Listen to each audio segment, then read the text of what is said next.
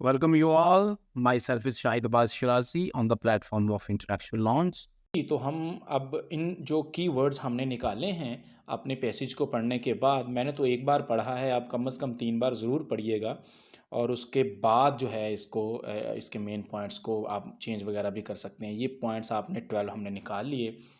कोशिश करें कि फ़र्स्ट रीडिंग में मैक्सिमम पॉइंट्स निकाल लें ताकि आपको इसके कनेक्ट करने में पैसेज की जो मेन आइडिया है उसको जोड़ने में प्रॉब्लम ना आए। तो हम इसको अब पैराग्राफ बनाते हैं। तो मैं बहुत सिंपल तरीके से इसको बनाता हूँ, ठीक है।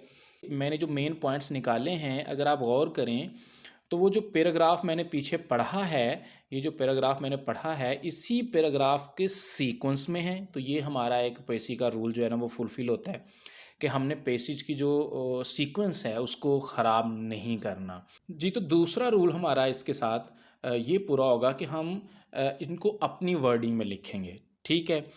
और तीसरा रूल जो है, हम इसी के मेन आइडिया में रहेंगे, जो पैसेज है उसके मेन आइडिया में रहेंगे, ख़ुद से कोई चीज़ हम नहीं लेंगे।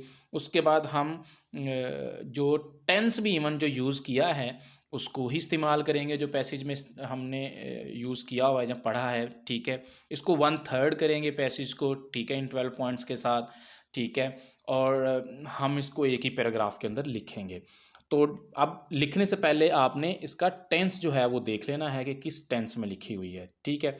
हैज़ यानी कि प्रेजेंट में है, आर का वर्ड इस्तेमाल हुआ है यानी प्रेजेंट में है, ठीक है। फिर आर का वर्ड इस्तेमाल हुआ है, ठीक है।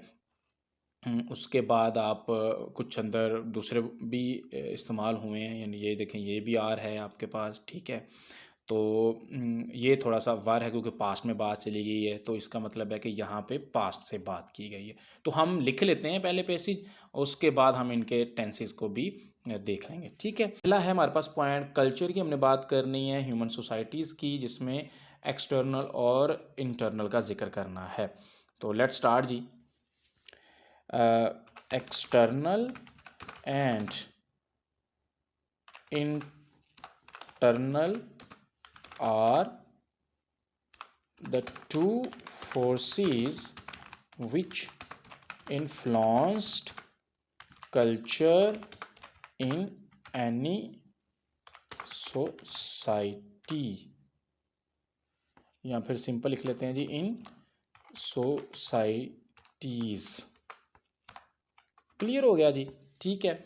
उसके बाद एक्सटर्नल की बात की है, ये ऑर्गेनाइज्ड और नहीं होती। अच्छा, अब ये भी मेरी नज़र में एक्सप्लेनेशन है, तो इसको भी हमने जो है ना वो ओमिट कर देना, क्योंकि उसने एक्सटर्नल की बात की है, हमें इसकी एक्सप्लेनेशन की ज़रूरत नहीं है कि ये ऑर्गेनाइज्ड होता है या नहीं होता, या इसको हम जस्ट कोई हिंट दे देते हैं, ठीक है, कहते हैं। तो थर्ड पॉइंट पे है जी, both are an inherent component, ठीक है। तो अब हम इसको देखते हैं और ऊपर वाले को थोड़ा सा हमने सेकंड पॉइंट का थोड़ा सा हिंट दे लेते हैं।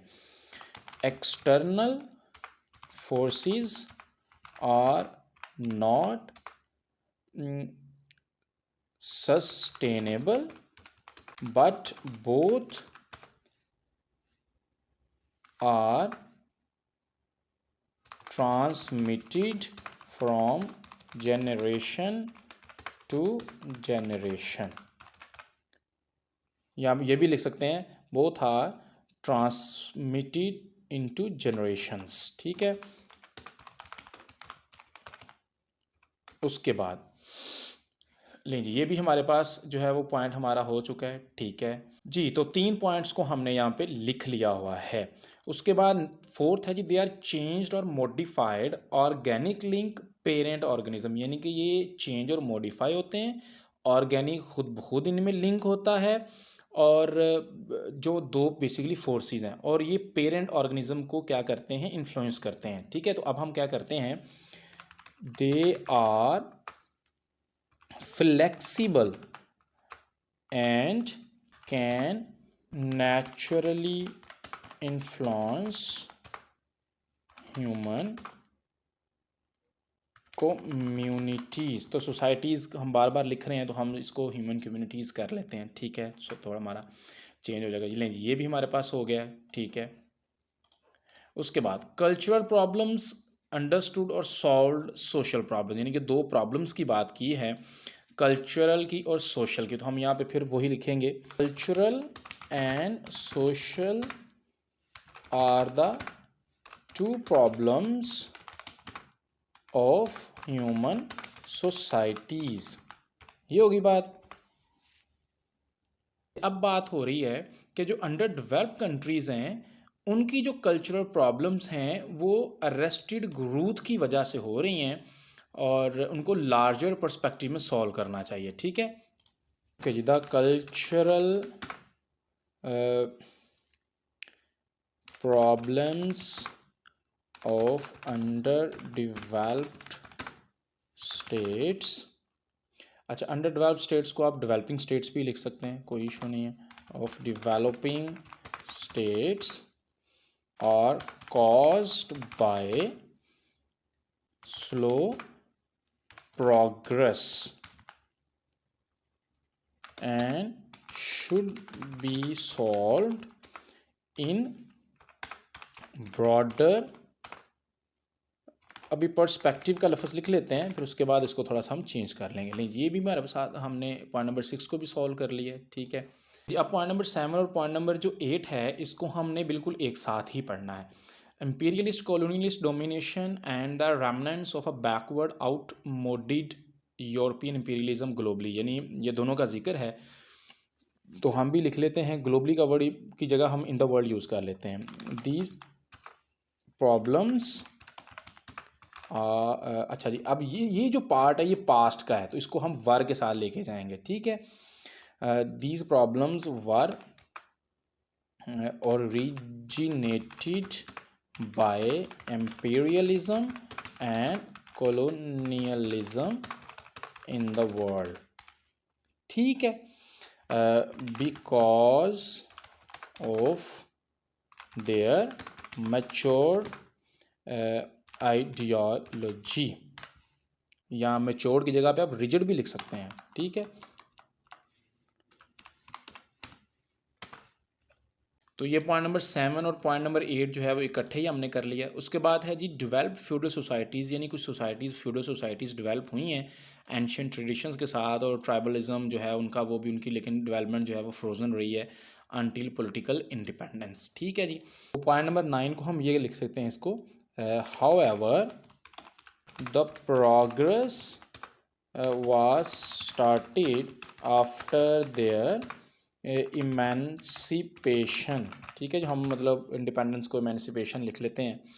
ठीक है, तो ये भी हमने, तो फ्यूडल और एंशियंट ये भी जो है ना वो ट्राइबलिज्म ये भी एग्जांपल्स है सोसाइटी की, तो हम इसको ऐड नहीं करते। उसके बाद होता है कि moreover they are facing several class divisions in their societies. ठीक हो गया जी, तो ये बेसिकली उन्होंने सोशल स्ट्रक्चर बताया है। तो ये हमारा यहाँ पे कंप्लीट हो जाता है, हमारी जो प्रीसी है वो कंप्लीट हो जाती है। अब हम इसको टाइटल देते हैं। टाइटल में भी आपने क्या करना है, कुछ कीवर्ड्स के साथ इसको अटैच करना है। अब देखें इसमें इंटरनल एक्सटर्नल फोर्स यानी कि कल्चर की बात हुई है, एक तो ये सब अंडर डेवलप्ड नेशंस की बात की है, जो डेवलपिंग स्टेट्स हैं बेसिकली उनके कल्चर की बात हुई है कि वो जो डोमिनेशन वगैरह हुई है। ठीक है, और उसके बाद इसकी ग्रोथ की बात हुई है, देखें प्रोग्रेस की बात हुई है, स्लो प्रोग्रेस। ठीक है, फिर उसके बाद इनकी रिजिडिटी, फिर उनके बाद इनकी प्रोग्रेस। तो इनकी प्रोग्रेस की एक्चुअली में बात, हम अपने मेन पॉइंट्स को भी देखें तो देखें कल्चर की बात हुई, दो फोर्सेस की बात हुई, फिर इनकी चेंजेबिलिटी की बात हुई, फिर इनके प्रॉब्लम सोशल और कल्चरल प्रॉब्लम्स की बात हुई, फिर अंडर डेवलप्ड कंट्रीज़ की बात हुई, फिर अंडर डेवलप कंट्रीज यानी ग्लोबल लेवल पे इंपीरियलिज्म और कॉलोनिज्म का जो डोमिनेशन है उसकी बात हुई। फिर उन्होंने बेहतरीन तरीके से बताया कि किस तरह फ्यूडल सोसाइटीज रिजिड थी, फिर उसके बाद ट्राइबलिज्म में आई, लेकिन उनकी तरक्की जो है ना वो फ्रोज़न थी पॉलिटिकल इंडिपेंडेंस तक। लेकिन उसके बाद क्या हुआ कि फिर उन्होंने थोड़ी सी प्रोग्रेस तो की लेकिन आपस में इंटरमिंगल नहीं हो सके, इनके कल्चर आपस में तबादला नहीं हो सका। ठीक है, और इनकी क्या हो गई हैं, डिवीजन्स हो गई हैं आपस में। ठीक है, तो ये देखें ये एक इवोल्यूशनरी प्रोसेस के बारे में बता रहा है।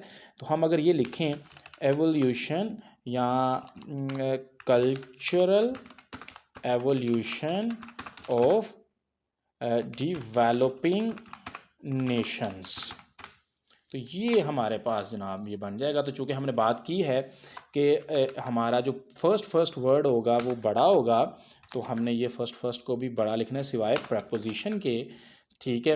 और इसको हमने कोशिश की है कि प्रिसाइज़ लिखें, ठीक है? ये देखें जी, तो इसको हमने कोशिश की है कि इसको हमने प्रिसाइज़ लिखना है, तो हमने प्रिसाइज़ लिखा। जो हमने पैराग्राफ बनाया है, इसी के कीवर्ड्स के साथ हमने इसको लिखा है।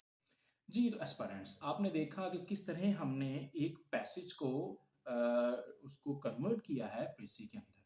सबसे पहले हमने पैसेज को पढ़ा है, फिर उसके बाद उसके कीवर्ड्स निकाले हैं, की पॉइंट्स निकाले हैं, इररिलेवेंट इन्फॉर्मेशन जो भी रूल्स थे प्रेसी के वो साथ-साथ अप्लाई किए हैं। कोई डिजिट्स नहीं लिए, कोई एग्ज़ाम्पल्स नहीं ली, कोई एक्सप्लेनेशंस नहीं ली। ठीक है, हमने उसको 1/3 किया, सीक्वेंस मेंटेन किया। तो वो जो पॉइंट्स हमने उसके साथ-साथ हाइलाइट किए थे, वो एक अलग से हमने लिख लिए। बाद में उनको अपनी वर्डिंग में क्या किया है हमने, सेंटेंसेस की शक्ल दे दी है। ठीक है, किसी को तो हमने एज इट इज समझ लिया, किसी का हमने मीनिंग समझ लिया, तो उसको हमने कंप्लीट कर दिया और मोस्ट नियरेस्ट टू 1/3 कर दिया। ठीक है, आई होप कि ये प्रोसेस आपको समझ आया होगा। पहले पैसेज को पढ़ें 3 बार, उसके बाद उसमें से कीवर्ड्स निकाल लें, उसके बाद उन कीवर्ड्स को अपने सेंटेंसेस में आप एक्सप्लेन कर दें, ठीक है, एक्सपैंड कर दें, तो वो 1/3 के करीब हो जाएगी। तो आई होप कि आपको इससे कुछ लर्निंग मिलेगी और आप इस प्रोसेस से कुछ ना कुछ सीखेंगे, इस वीडियो से और इस प्लेटफॉर्म से कुछ ना कुछ सीखेंगे। तो मुझे इजाज़त दीजिए। I am signing out. Thank you very much.